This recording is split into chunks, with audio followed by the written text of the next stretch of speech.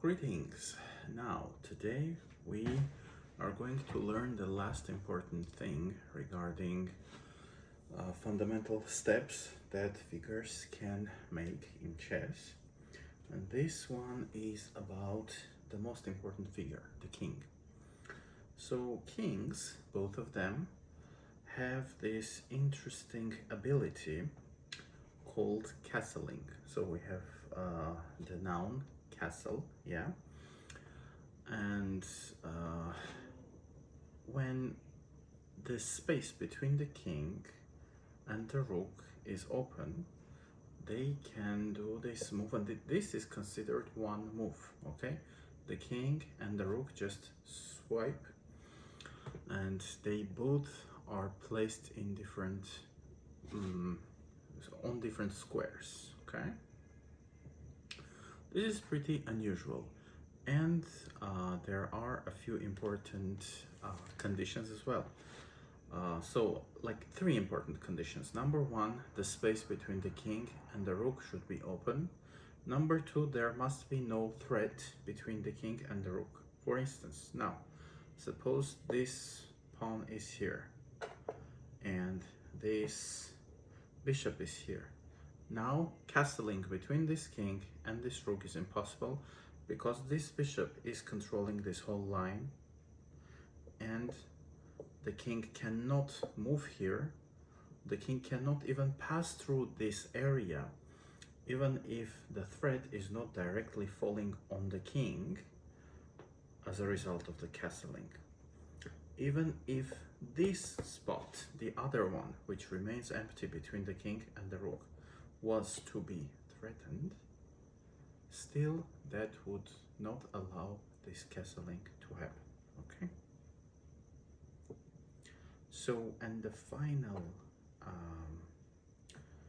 condition is that the king should not have been moved before the castling. Okay?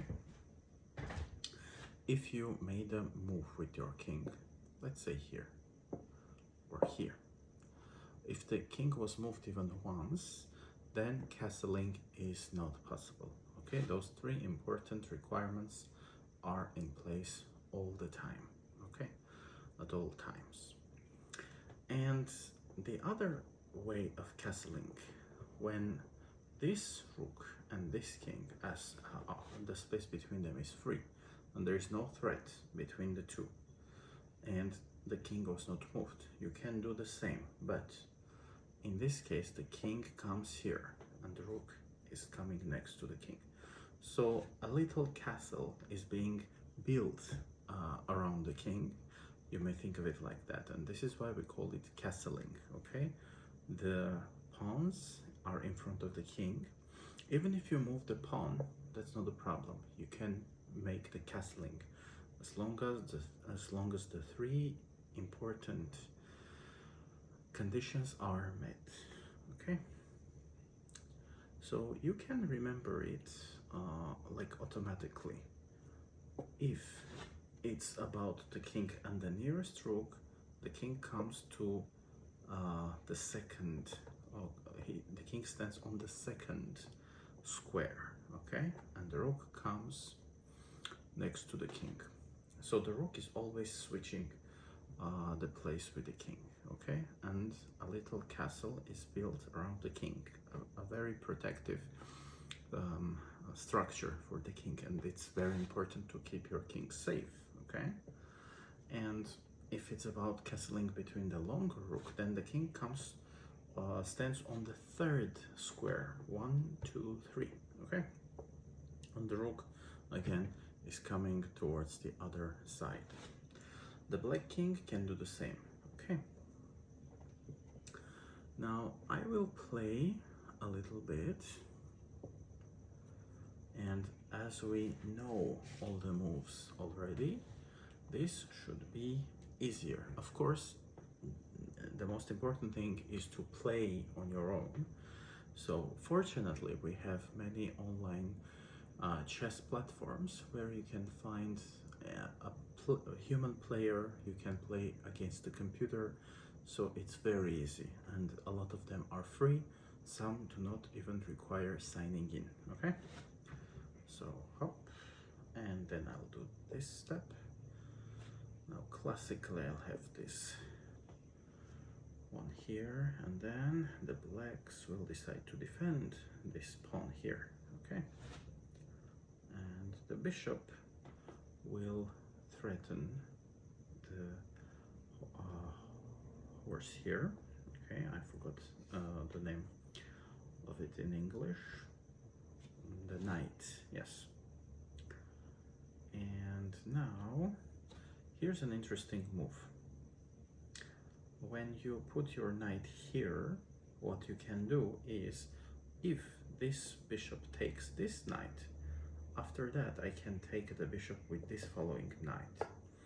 That allows me to maintain all my pawns together on the same line, okay? Otherwise, if the bishop takes the knight, then I have to take this bishop with either of my pawns, and this breaks the line of the pawns, and it weakens. When two pawns are in front of each other, they are weaker, okay? So that's why this is an interesting move, okay? Now, well, they may decide to do this, okay? And then this one is creating a lot of tension for me, even though the knight is protected by the other one. Still, I don't want to allow my opponent to control the squares, the area on which I stand. So I will make this one choose between eating this other figure or retreating, okay? Suppose the white player is also kind of seasoned, and the player don't want to lose time with retreating, okay, with their bishop, and they take it. Then I take this one. So now my pawns are have the same positions, and I still defend this other pawn from here, or else this pawn could be taken by this knight here, okay? Right, now they can do the castling, hop, like this, and the king is in the castle, okay? And I may decide to do this here. Now the white player cannot do the same now, okay? So seems like the white player will be weakened, and the white player gives me the choice. I have to either retreat or take the knight. I'll take the knight. And the white player will probably decide to take my bishop with this pawn here. There are many choices, and a lot of choices can be justified, okay? Right now, the justification for this one is that throughout the game, this player wants to maintain power, keep one or two pawns in the center, okay? Often, by the end of the game, these pawns are gone, and other pawns are more important, but it depends on your strategy, okay? Okay, now I weakened this white player, and I do the same, okay, castling. All right, my king is safer here. One important thing, actually, this, like the fact that the king is defended by his soldiers, can be a death sentence for the king if you are unexperienced, if you're not a very experienced player, okay? So to keep this video short, and as I'm not playing with a real student right now, let me show you how that could be done, okay, in theory. Suppose we have lost some figures already, okay, like this. And suppose I have this rook over here. If my rook or my queen does this move, check, and right now the king cannot do anything. If the king comes here, it's still check, yeah? If the king moves here, still it's check. If the knight comes here, well, the rook may take the knight, and still it's check. And as the king is coined, there's no other thing left for the king. Now this is checkmate. Check literally means king in Persian. The word is shah. So shah mat, checkmate. The king is dead. You try to threaten the king with check, and then your final objective is to announce the king dead, checkmate, by coining the king. So sometimes this game is very interesting. You can create situations like that when the king is killed because of his own game. Like now, if this one pawn was here, one step forward, the king could have come here, and this check wouldn't have ended in mate, okay? So that's why it's important during the game to have one of your pawns, if the king is castled, have it forwarded, okay? And usually one step so that the pawns defend each other. It could be the pawn on the periphery, it could be the second one. So you want to be safe so that when it's check, hop, you do this move. Or suppose the white queen is here, so again, check from here, hop, I am saved, okay? So the game is super important. And checkmate could be also announced only with with the figures of the enemy. So suppose this pawn is here and this one is doing this. This is checkmate again. The king cannot do anything.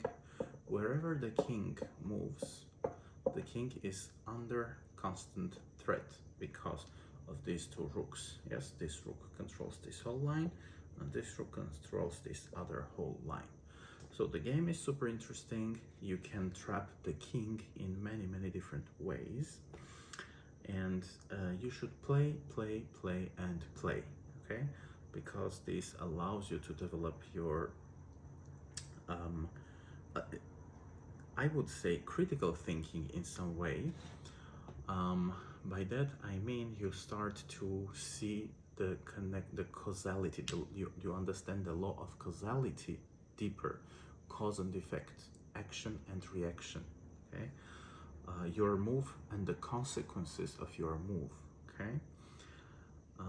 I think next time I will teach you to think in a different way, to be able to play the game on a more profound level.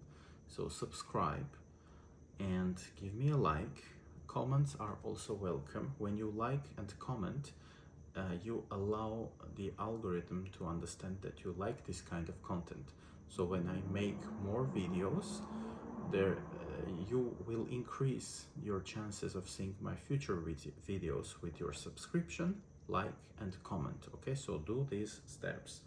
You can also share my video because your friends might be interested as well, and they can benefit from this free chess lesson just as you do. And donations, super likes and other types of donations are also welcome, okay? Because I'm a private tutor. Usually I take money for this, and I'm a capitalist. I'm a free market capitalist. I enjoy, this fair exchange, value for value. It doesn't mean you have to pay. If you'd like to, that's fine. If you don't want to, that's fine too. But at least subscribing, commenting and liking, you are, when you do these steps, you're still giving me something, okay, for all this learning material. So high five and see you all next time.